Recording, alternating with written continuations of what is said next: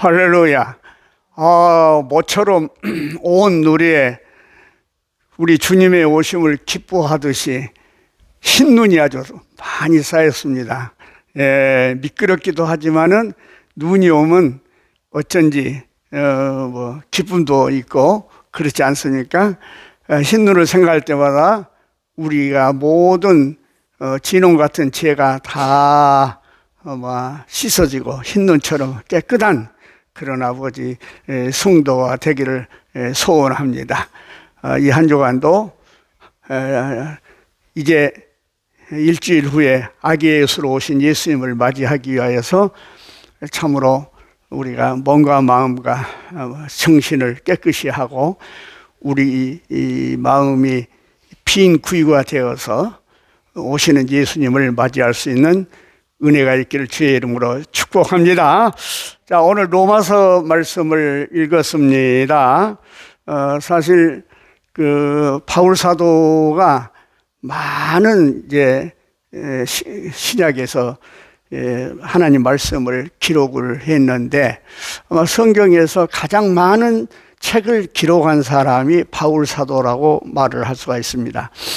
그런데 그 많은 바울 사도의 기록 가운데에서 로마서야말로 전반적인 기독교 복음을 다 압축해서 열거하고 있다, 그렇게 말할 수 있습니다. 그래서 바울의 복음의 요약이다, 그렇게 로마서를 이야기할 수 있을 뿐만 아니라 신학자들이나 역사가들은 그런 이야기합니다. 로마서야말로 시대를 따라서 역사를 새롭게 변혁시켰던 그런 아주 위대한 책이다, 그렇게 이야기를 합니다. 사실 이 로마서는 바울이 주 58년경에 예루살렘에 가기 전에 고린도에서 썼다고 그렇게 이야기를 하고 있습니다. 자, 오늘 본문 말씀에 보면은 예수 그리스도의 종 바울은 사도로 부르심을 받아 하나님의 복음을 위하여 택정함을 입었으니 하면서 자기 소개를 합니다. 헬라 사람들이 편지를 쓰는 방법은 먼저 자기를 소개를 하고 그래서 발신자를 기록을 한 다음에 그 다음에 바로 수신자를 이제 기록을 하는데, 수신자는 7절입니다. 로마에서 하나님의 사랑하심을 받고 성도로 부르심을 받는 모든 자에게 하나님 우리 아버지와 주 예수 그리스도로부터 은혜와 평강이 있기를 원한다. 로마에 있는 모든 성도들이 수신자입니다. 그렇기 때문에 2절에서 3절은 삽입구라고 볼 수가 있겠습니다. 근데 우리가 여기 내용을 보면 복음이라고 하는 말이 나오자 바울 사도의 하나의 열정이 앞선 것을 볼 수가 있습니다. 그렇습니다. 신앙생활은 열정이 있어야 하는 것입니다. 자, 예수 그리스도의 종이란 말은 둘로스이란 말로 이야기하는데, 그때 당시에 로마 시민의 3분의 1이 둘로스, 다 종이었다고 이야기합니다. 그래서 그 노예, 이 종들의 그 생활이 얼마나 비천했냐 하면은 이런 말이 있어요. 노예와 당나귀는 똑같은데 당나귀는 말을 못하고 노예는 말을 하는 것이 다르다, 그렇게 이야기를 할 정도입니다. 그런데 종은 종이로되 종에는 반드시 주인이 있습니다. 그런데 바울이 자기는 그리스도의 종이라고 이야기를 하면서, 그러니까 그리스도가 자기의 주인이다 하면서 그가 즐겨 쓰는 말이 뭐냐면 큐리오스, 주라고 하는 말을 많이 쓰고 있습니다. 나는 종이요 주 큐리오스는 그리스도다, 그 이야기입니다. 그러므로 그리스도의 종의 조건을 여러 가지로 말을 하면서 그가 가장 강조한 것은 뭐냐면 종은 겸손해야 한다, 그 이야기를 강조를 하고 있습니다. 그는 뭐라고 얘기했습니까? 사도로 부르심을 받았다, 그렇게 이야기합니다. 사도, 정권 대사, 어포스톨, 영어로 말하자면 앰베서더, 정권 대사라 그 말입니다. 로 부름을 받았다. 우리가 성경에 보면 아브라함도 모세도 에레미야도 이사야도 다 하나님의 부르심을 받은 것입니다. 네, 그렇습니다. 이 주의 종들은 다, 또 여러분도 마찬가지예요. 그리스도인들은 전부 다 내가 그리스도를 만난 것이 아니라 그리스도께서 나를 부르셨다고 하는 이야기입니다. 그래서 주권이 나에게 있는 게 아닙니다. 그리스도에게 있다는 이야기인 것입니다. 그래서 요한복음 15장 16절에 보면 예수께서 제자들에게 말씀하시기를 너희가 나를 택한 것이 아니오 내가 너희를 택하였다, 그렇게 이야기를 하고 있습니다. 여러분, 바울이 어떤 사람입니까? 그가 바울이 되긴 해 사울이라겠는데 그는 그리스도에 대해서 반항자였고 박해자였습니다. 그러나 그가 다메섹 도상에서 부활의 예수를 만나고 나서 주의 부르심으로 사도가 됐다고 사도행전 9장 15절에 이야기하고 있지 않습니까? 이것이야말로 역설적인 사건이라고 키에르케고르는 말을 하고 있어요. 안 그렇습니까? 그리스도에 대해서 반항자요 박해자가 그리스도의 종이 되고 말이지요, 그리스도를 증거하는 사도가 되었다는 것, 이거야말로 역설적인 사건이라고 말하지 않을 수가 없는 것입니다. 그러면서 그런 이야기입니다. 하나님의 복음을 위하여 택정함을 입었다. 이 택정함이라는 것은 무엇을 의미하냐? 구별되었다 그 말입니다. 옛날에는 내가 율법의 바리새인이었지만 이제는 복음의 바리새인이 되었다 그 말입니다. 그러므로 철두철미 복음에 몰두한 사람이 되었다, 그렇게 이야기를 하고 있는 것입니다. 그래서 필리피 1장에 보면 예모로 하나 참으로 하나 무슨 방도로 하든지 전파되는 것은 그리스도니 이로써 내가 기뻐하고 또한 기뻐하니라. 그래요. 기독교는 우리를 구별된 사람으로 만든다. 이 구별된다는 것은 어떤 특권이나 영광과 자만을 말한 것이 아니라 봉사와 겸손과 모든 사람을 향한 사랑을 위하여서 구별되었다고 하는 이야기인 것입니다. 그렇습니다. 아리스티테스의 변증론 15장, 아리스티테스 아폴로기아 15에 보면은 이런 이야기가 있습니다.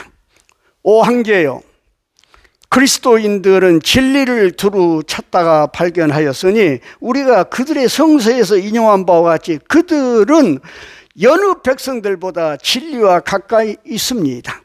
사실 그들은 하나님을 알고 있으며 그분을 만유의 창조자요 집공장이라고 믿고 있습니다. 그분에게서 그들은 계명을 받았으며 그 의미대로 준수하고 있습니다.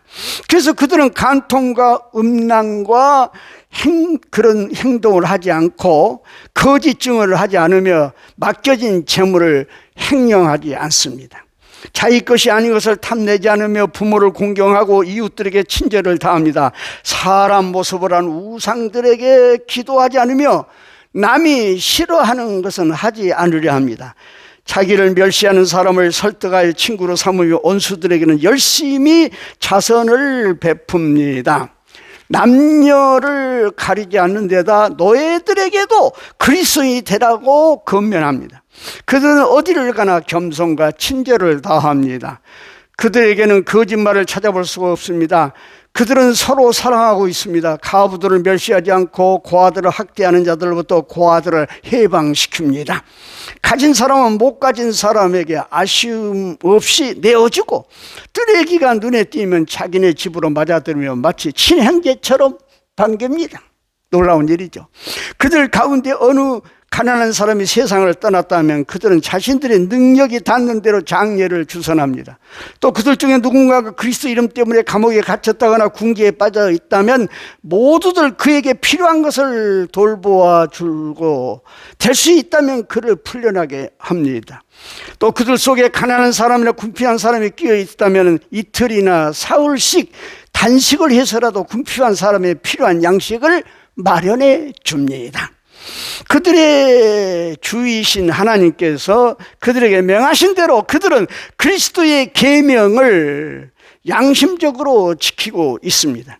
그들 중 한 의인이 세상을 떠나면 그들은 기뻐하고 하나님께 감사드리며 마치 그가 한 곳에서 다른 곳으로 옮겨가듯 그의 시신을 장송합니다.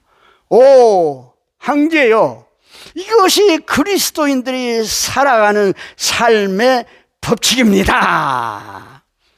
이렇게 형제에게 보고를 하고 있습니다.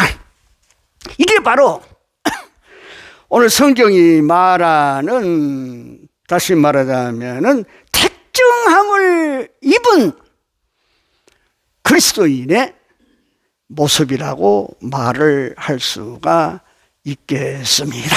네. 네.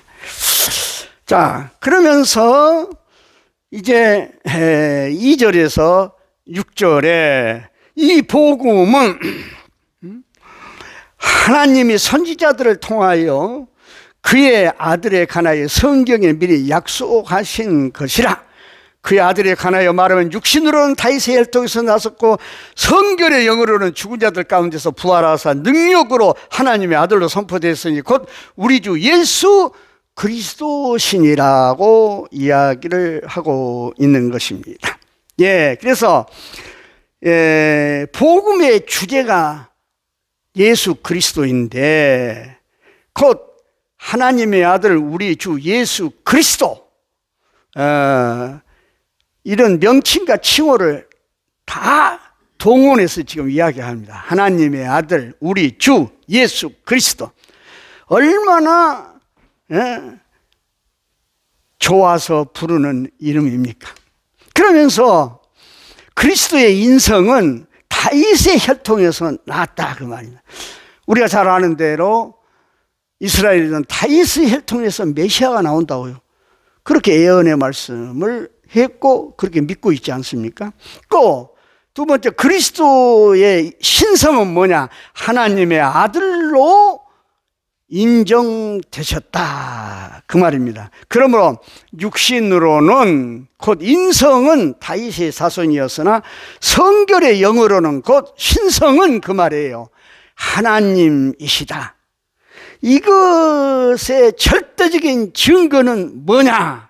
오늘 성경에 말씀하시기를 죽은 자들 가운데서 부활하사 능력으로 하나님의 아들로 선포되었으니 곧 우리 주 예수 그리스도시라, 그렇게 이야기를 하고 있습니다. 예. 그래서 그는 말하기를 그로 말미암아, 그 말이요, 예수 그리스도로 말미암아 우리가 은혜와 사도의 직분을 받았다. 여기 알아야 됩니다. 바울 사도가 나라고 이야기하지 않습니다. 우리라고 이야기합니다. 우리는 뭡니까? 예? 믿는 자의 전체를 말해서 우리라고 이야기한다. 이게 아주 중요한 이야기인 것입니다. 예. 다시 말하자면은 예수 그리스도로 말미암아 그 복음을 통해 드러나게 되고 알려진 그리스도로 말미암아 우리가 은혜로 사도의 직분을 받게 되었다 그 말입니다. 네. 예? 다시 말하자면은 무슨 법으로 된 게 아니야. 하나님의 은혜랑 뭐예요? 값없이 말이지만, 예? 예. 대가 없이 우리가 사도가 되었다고 하는 이야기인 것입니다. 예, 그렇습니다. 사도는 주님의 일을 하는 사람입니다. 예, 선지자들도 신약의 제자들도 주님의 일을 하는 사람이라는 의미에서 사도라고 할 수가 있겠습니다.